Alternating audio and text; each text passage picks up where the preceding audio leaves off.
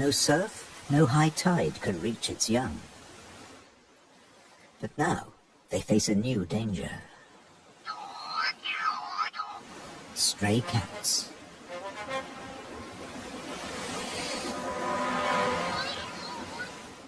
The female shearwater laid a single egg in May. Pity there's only one. Looks like a bad strategy now.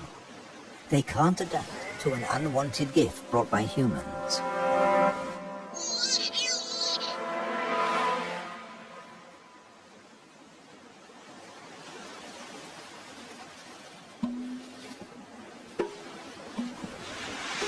On the island of Corvo, more than 80% of predated chicks are the victims of cats.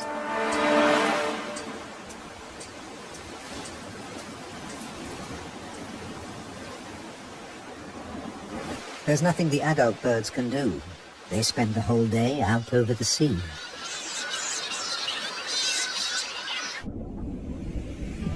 By contrast, Periphyton, a mix of algae, bacteria and microbes, stay where they grow, ruled by time and tide. Some quickly find a home on flotsam and jetsam. Attached and yet mobile, they drift across the ocean. Goose barnacles fix onto hard surfaces. Their cirri grasp plankton from the water. No matter what it's made of, marine debris attracts life forms.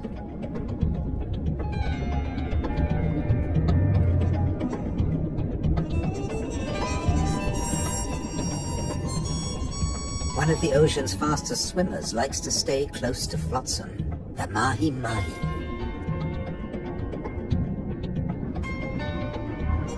Because floats and buoys provide protection in the open sea.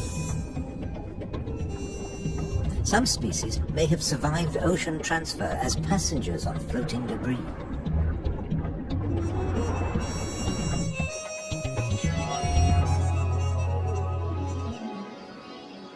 When shearwater breed, dusk brings a deafening chorus. Parent birds calling to their young as they return from the sea.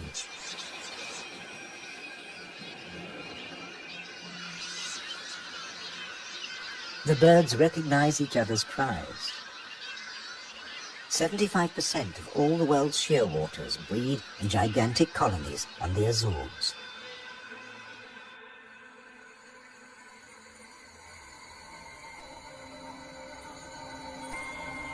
The name Madeira lizard says it all. This creature originated on a distant island. The Madeira wall lizard is very common on the Azores. It's one of the few reptiles found on these islands, and it's very fond of nectar. Invertebrates and vegetable matter complete its diet.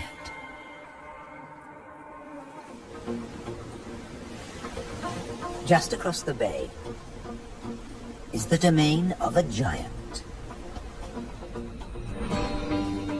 This is the whale shark. The world's biggest fish.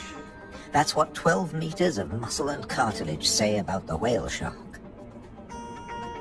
Like mobula rays, it's mainly a plankton eater, but also eats crustaceans and small fish.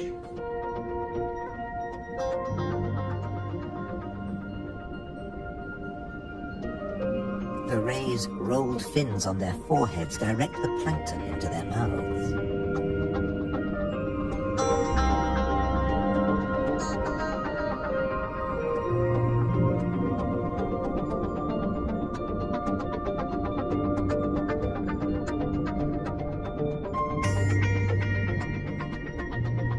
Mobula rays are part of the manta ray family. They cruise in small groups, shadowed by fish using them as cover and picking up their leftovers. Flying in slow motion, the rays dance through the ocean, round the volcanoes.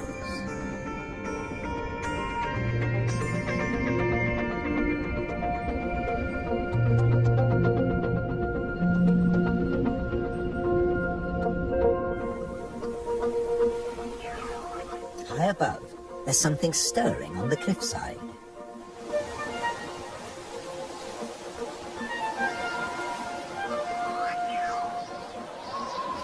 A Cory's shearwater leaves the nest niche for the first time. He doesn't know a thing about flying, but his parents have stopped feeding him. He has to learn to fly as fast as possible, or he'll never have a meal again.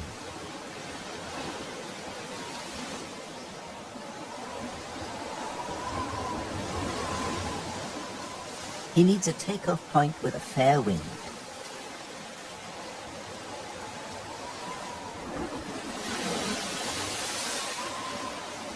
Even on the rocks, he looks unsteady.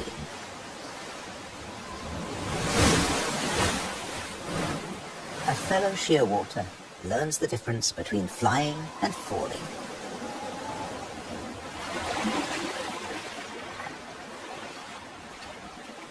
If you're already on the surface of the sea, there's nowhere further to fall. But getting aloft is even more difficult.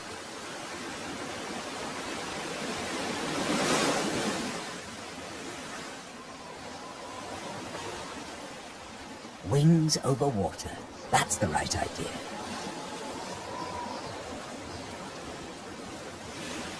Taking off from the sea in a side wind? Tough even for the experienced.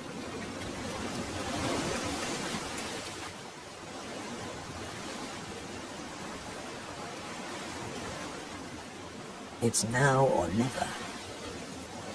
Pluck up your courage. Embrace the wind and off to South America.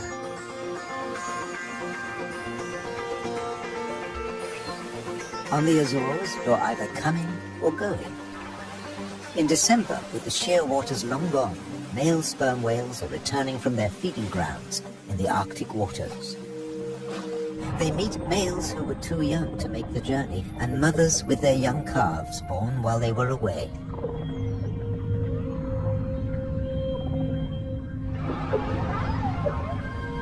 While the mother dives for food, her calf stays on the surface. It'll be 2 years before he dives with the group.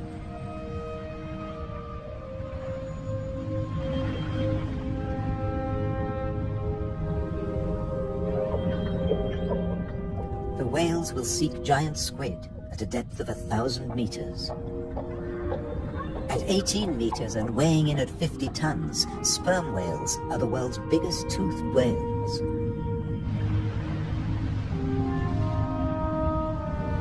The calf will remain alone for up to an hour, defenseless against a possible attack by killer whales.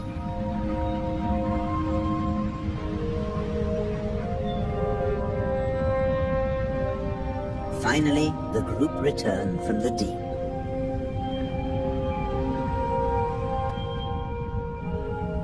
The calf is once more under the protection of its mother. She will feed it for 2 years. During this time, she won't fall pregnant. Now the whales can take their ease, preferably hanging vertically in the water.